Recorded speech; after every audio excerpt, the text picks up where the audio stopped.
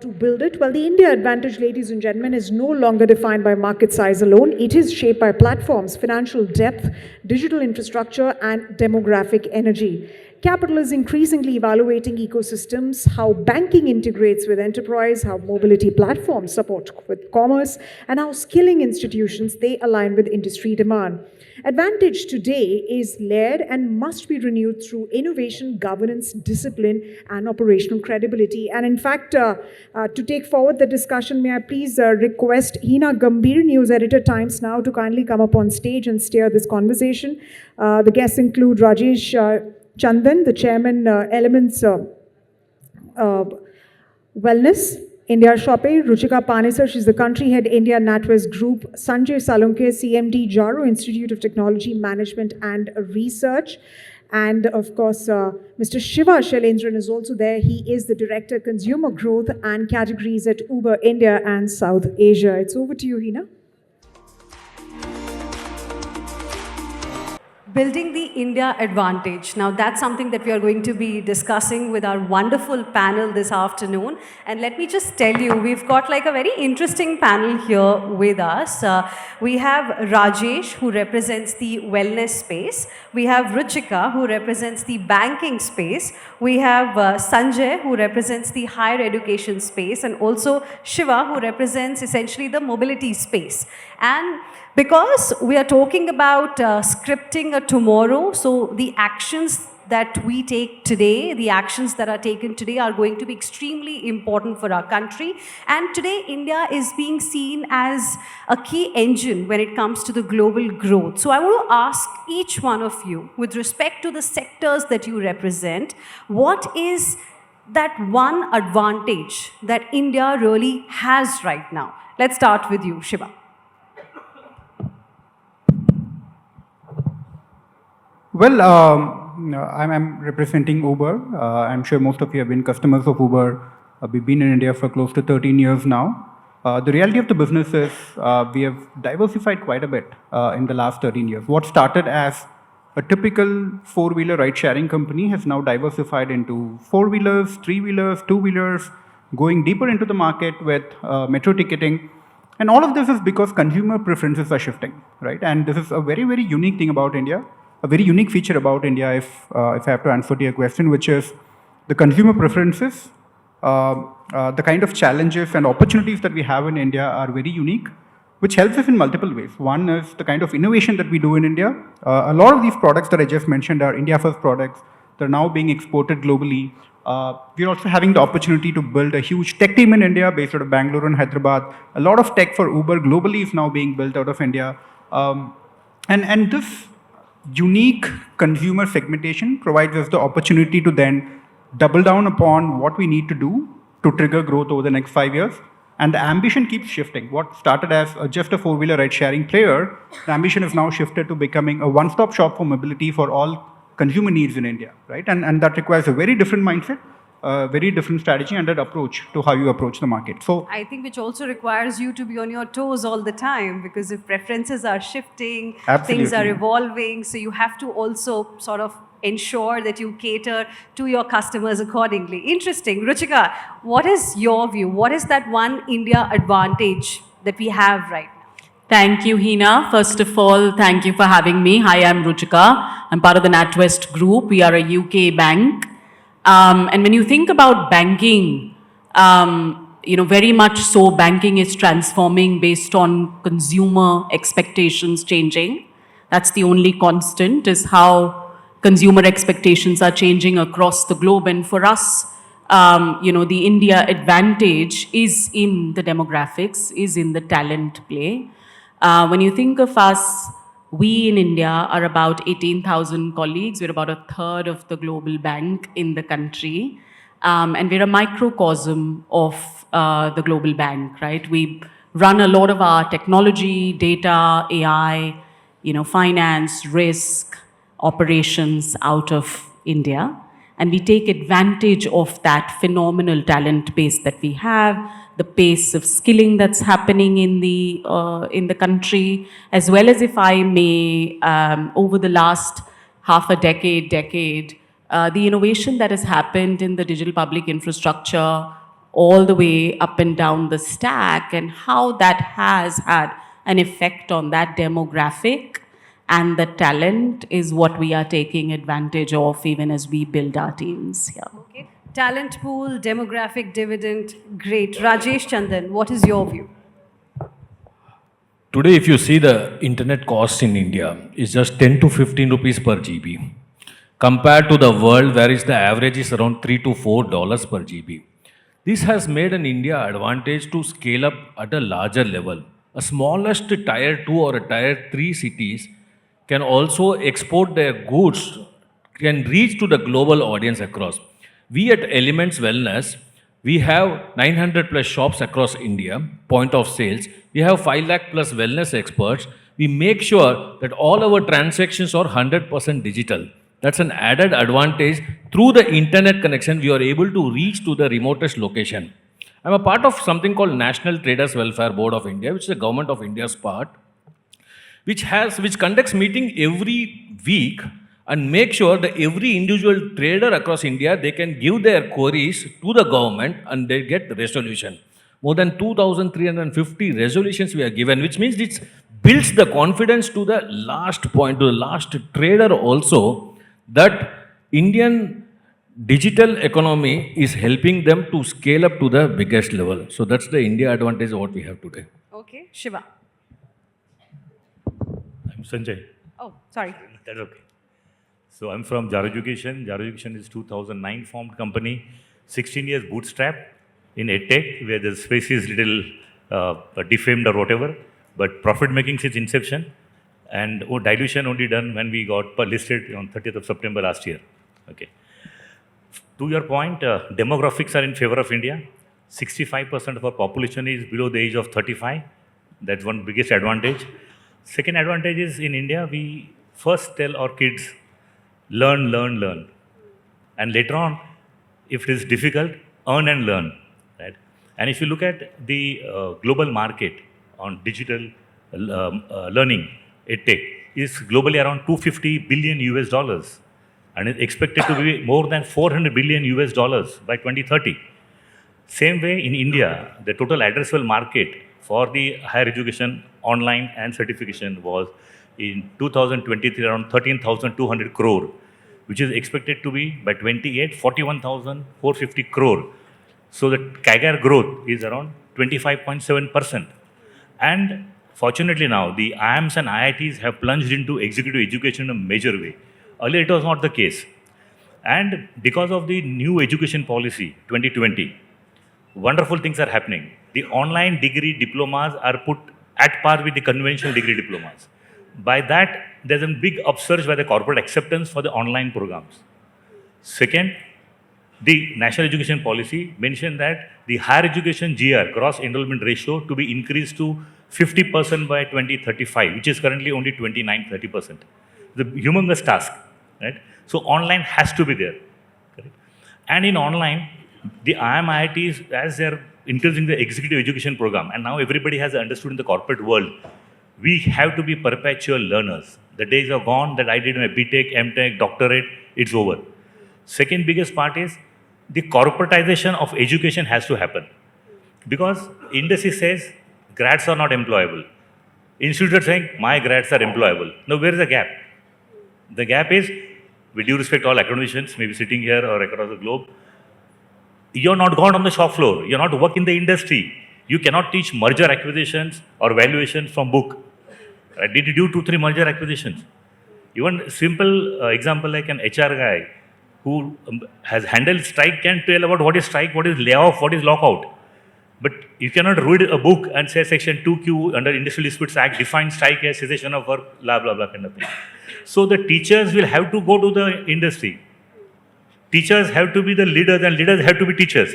So when the corporate guys will come in the academia and tell what is required by the corporate world, then only the actual education will be fruitful, meaningful. Then only this, all grads are going to be employable.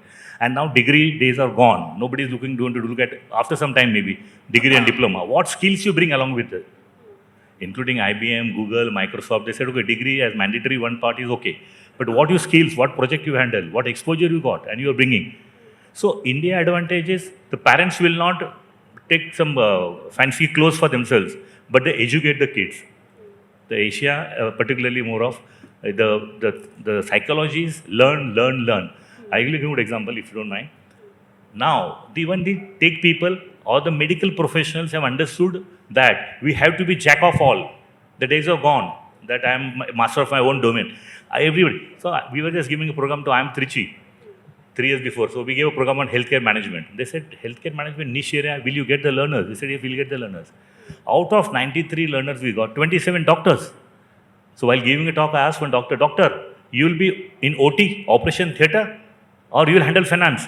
He said, Dr. Salonki, we did that mistake for the last 15, 20 years. We were only in the OT. Where the money has gone, I don't know. So now when I have to start my own hospital, I should know finance, I should know HR, I should know marketing, I should have some glimpse of IT, right?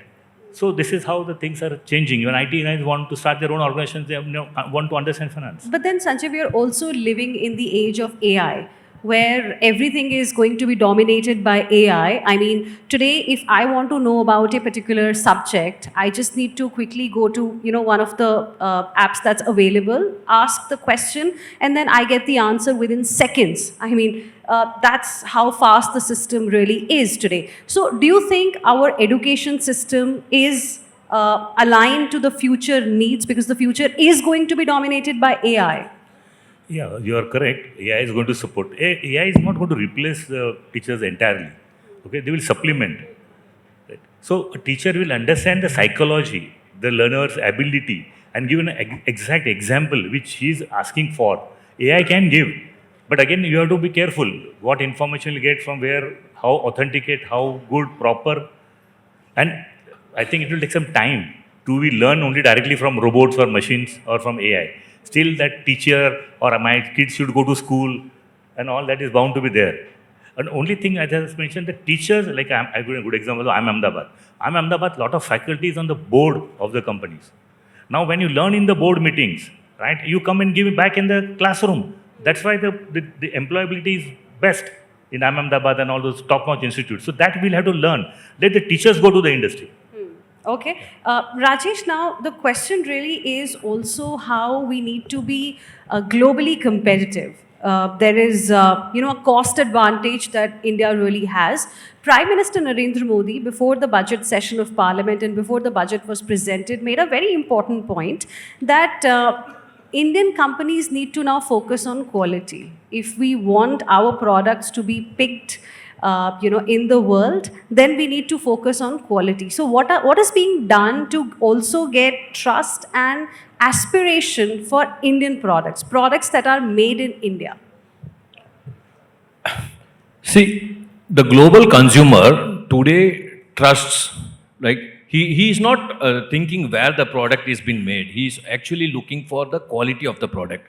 India, from ages, we have yoga, we have Ayurveda, right? Yoga has been accepted across the world, not because it is very trendy or not because it is very inexpensive or not because Instagram is been marketed well, but because the quality and the trust is there. The results are there. Same way Ayurvedic products, it has the quality and it has give results. I'm telling about my story itself. Few years back, I just went to an Ayurvedic store to buy few products. When I entered into, I was not pleased with the store. The products results were good, but the packaging quality was not that good. Like it was very shabby, right? Then I thought, why not we explore? Why not we export this same thing to the world with a better packaging, with a science-backed system? And that's how the quality came into place, and that's how today I am able to sell more than 1,500 crores of products year on year to the world. What Modi ji had told and what India is today is quality has to improve, and worldwide it is being accepted everywhere towards in the world. When the quality, Indian quality is highly appreciated rather than any other country's quality. Today with these FTAs and with these new things, when India has been opening up to the world, it has a greater advantage. So India is going to lead in a better way. Yes, quality is very, very important, and trust is also very, very important, and we've been giving this from ages, and that's why it has been accepted across the world. Do you agree, Ruchika? Before I get into this question, if it's okay, I'd like to build upon the prior conversation. that was about still anchoring on talent. I think there was a point being made about readiness of talent, and at NatWest, we depend on, tier one schools and bring in great talent every year and rely on that heavily. But I think that there is a partnership between industry and academia that has to be real. When we bring interns into the organization, it's equally important that our interns are actually working on production scale projects and are not necessarily just working on, dummy projects, etc. So therefore, building skills that are, taking them to true employability, as was being said. I do think that there's also newer schools out there that have been built by, and have been founded by ex-corporate leaders, etc., that are placing a premium on project-based learning, which I think is really helpful to bridge that gap. For us at NatWest, it is long gone about, you use the word cost. For us, it hasn't been about cost for a while. It has been about talent, as I said. It has been about building a long-term strategic asset in India for the NatWest Group. And it's been about elevating a great delivery engine to becoming a real innovation powerhouse for the bank that is building end-to-end full stack solutions for our customers, all the way from the customer and colleague experience to the data backbone and everything in the middle, when it comes to whether it's the building of the models, it's the testing of the models, it's the actual building of the APIs, all the way end to end. And that has been about true value creation and driving enterprise KRs, key results, versus about doing things because, commodity. I hope that's helpful. Absolutely. I'll also talk to you about the challenges that your sectors really are facing. But before that, Shiva, how are India's unique mobility challenges making it a global R&D lab for Uber with learnings used purposefully, say, in other markets?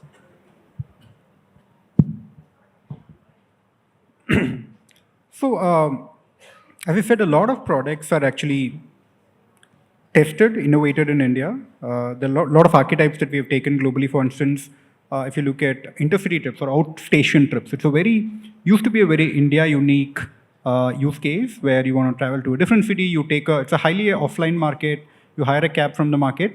We've been at this journey of digitizing that market for around 5-6 years now. And we have almost 200 plus routes on intercity that are live on Uber. You can take these trips on Uber. You don't have to go to offline operator. And now this product is now live in many other markets as we speak, in the US, in Australia, and we're seeing great traction for this product. It's just a classical example of what works in India will definitely work in a lot of other markets, just that you need to find the right product market fit. For instance, the other classical example is metro ticketing, right? A service that has been live in the app for around 5 to 6 months now. We're live in 5 cities. First of its kind, again, we're seeing great traction, not just on the transfer ticketing or the metro ticketing, but people are also using Uber to commute for the first mile, then take the metro ticket, and then commute for the last mile. So people are looking for connected journeys. People are looking for multimodal transportation. Right? Our consumer base is also shifting. Consumer base is not just a car user or a two-wheeler user or a four-wheeler user, depending upon the need of the hour, depending upon the use case. People use the kind of mode that is convenient for them, right? Now, this means very different things for the kind of portfolio that you need to have on the platform. Again, this is a learning that we're taking to a lot of other markets. And needless to say, as I said, tech is being developed in India. So we have this unique advantage of trying everything here and then exporting it to the rest of the world. Okay, interesting. Ruchika, now talking about the challenges, because of course we know that we have demographic dividend, we have opportunities, we have a vision also, and political will as well. So given all of these circumstances, what are the challenges that we are facing right now, perhaps a reform that the country needs to ensure we are able to make the most of the advantage that we have right now? Thank you, Hina. First, I'll start by saying I'm a glass half full kind of gal, right? As I often say. So I don't tend to think of these as real challenges. I think of them as phenomenal opportunities. See, I we've think- always turned the crisis into opportunities. Absolutely, absolutely. And I think these are at two levels. One, I'll start with the country because that's where you're anchoring. I think for us, as has been said, really getting our people and the strength of the demographic into that deep skilling quickly is going to be really important, and readying the country for wide-scale adoption of AI is going to be a very important lever into where we are going. I think we are poised though. I think one, the unparalleled demographic, two, the investments at all levels of the stack, yeah? Continued investments in the digital public infrastructure, in the semiconductor, in all layers of the stack, there is that investment and that intent, but making sure that that widespread adoption is happening and is real, that gives us that federated scaling opportunity, which is possible only in India. I do think that we have a unique benefit and opportunity in this country to scale in a federated manner, which is not possible in many other parts of the world, right? For us in banking, and closer home, for us in banking, consumer behaviors are changing, consumer expectations are changing, and for us, our challenges or opportunities are really about building those connected consumer experiences in digital banking based on consumer needs and wants, and building more productivity for our colleagues in the next iteration. How do we innovate faster? Right? How do we fulfill the needs of our customers faster and do so in a world which is AI powered but human centric? That's the unique, interesting nuance and challenge that we're sitting on.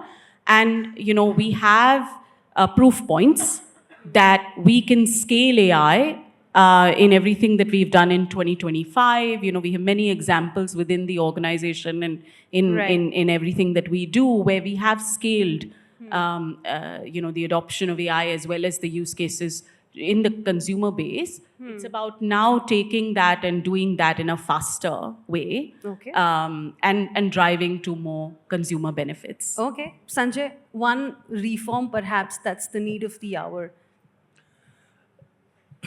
The way I said, the educationists should go to the industry. That's one. The government of India has done good work. NEP 2020 done good work. Viksit Bharat.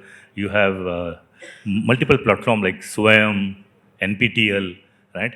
Democratization of education has happened now because of the technology advancement.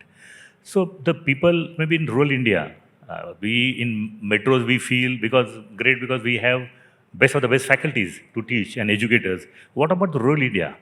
Because one of my faculty, when I did my MBA, he taught me, mind-boggling. I said, if such faculties are available to the people in Kolhapur, Sholapur, Begusarai or Jabalpur, the rural India, the real diamonds and jewels are also in rural India, right? And that's because of online and this digital learning, this is possible now. So the people never dreamt that I can learn from IIM Ahmedabad or IIM Trichy or IIT Madras, IIT Delhi. Now, because of the tech platforms, it is possible. That is also pushing up the talent a lot. And the corporate world has also realized that, as I said earlier, we had to be perpetual learners. Every 2-3 years, we have to keep on learning. Right?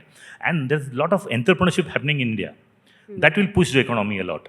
So, hats off because of Viksit Bharat 2047 or whatever the steps being taken. That has given a good push, and I think the future is very bright. Okay, future is bright, Rajesh, but is there any challenge that you want the government to immediately address? In UK, there is a Ministry of Happiness. In UAE, there is a Ministry of Tolerance. Okay, if India and the globe has something on Ministry of Global Happiness Index, today India needs a healthier world, right? If we can cater to a healthier world, how it can be healthier is because of prevention, right? Rather than cure, if we start early and start prevention, if government comes with a reform that from the age of 25 itself, you will have to practice these things and measure the happiness, then I think at the age of 45, they won't end up in hospitals, rather they will be happier at home. If some reform like this comes in place, because we have to see the real Bharat, where it lies. We know that India is targeting a $10 trillion economy, whether it is targeting to a $10 trillion healthy economy. Where will all this money be useful? If we are wealthier, it's not useful, it should be healthier. So I want to inform the government that we should have some sort of a thing where we can make India healthier and wealthier. Thank you. I think everybody agrees to the point and the suggestion that you gave. Thank you very much. We're completely out of time, but appreciate all of you for joining us today. Thank you.